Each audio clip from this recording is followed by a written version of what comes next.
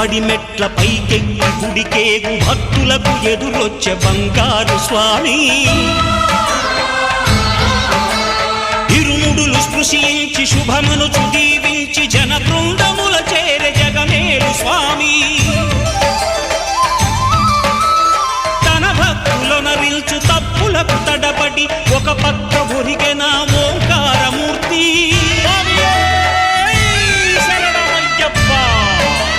స్వాములందరూ తనకు సాయము కాగా ధీమంతుడై లేచే ఆ కన్య స్వామి పట్టబంధము వీడి భక్తతతికై